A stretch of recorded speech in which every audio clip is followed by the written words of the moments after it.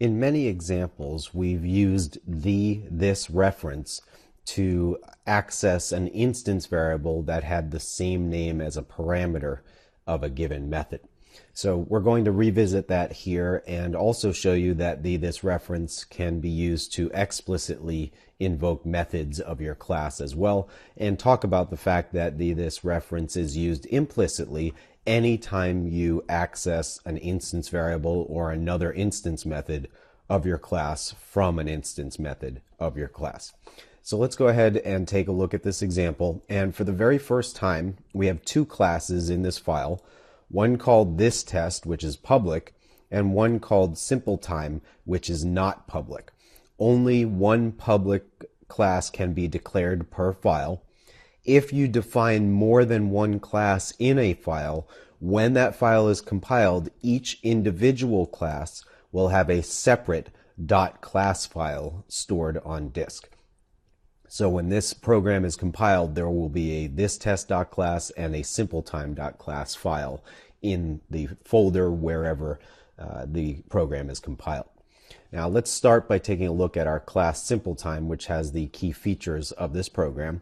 It's just a simple version of the time1 class we looked at previously, where we have three private integers, hour, minute, and second, and a constructor for initializing them, and then a so-called build string method that's going to demonstrate explicit and implicit use of this reference for calling methods in the class.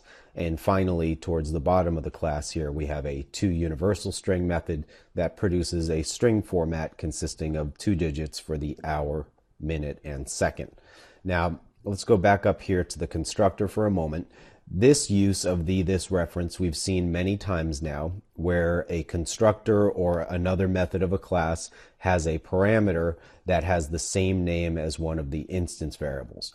Remember that parameters are considered local variables of a method or constructor, and within a method or constructor, the local variables shadow instance variables of the same name. And that means if you want to access an instance variable that has the same name as a parameter, you must qualify it with this reference and a dot separator.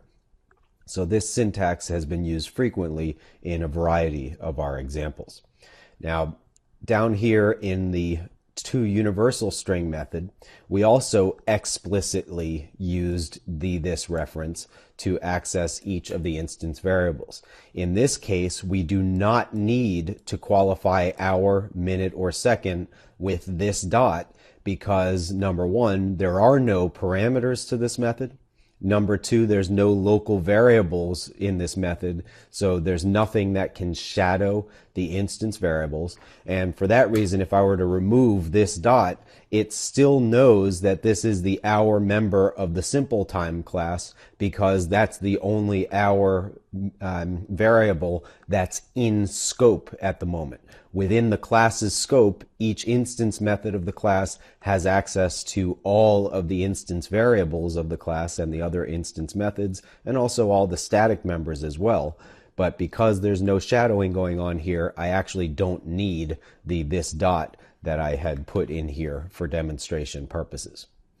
Let's go back up to the build string method, which is just going to return a formatted string consisting of the results of calling toUniversalString twice.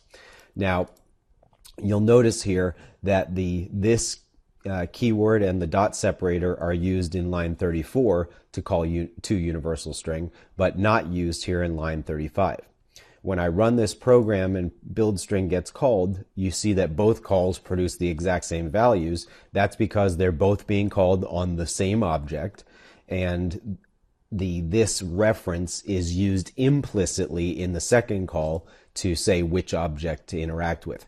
Every single instance method actually requires you to call it through a handle to the object, a reference to the object.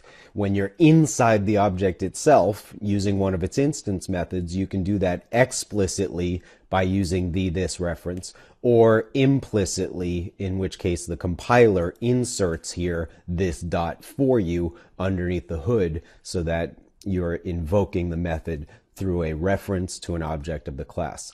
The type of the this reference at any given time is the type of the class in which you are using it, and it always refers to the current object of the class that's being manipulated. So if we now go back up to our main method here, you can see at line 8 that we have a simple time object called time. It's initialized with a call to the constructor with 15, 30, and 19 for the hour, minute, and second respectively.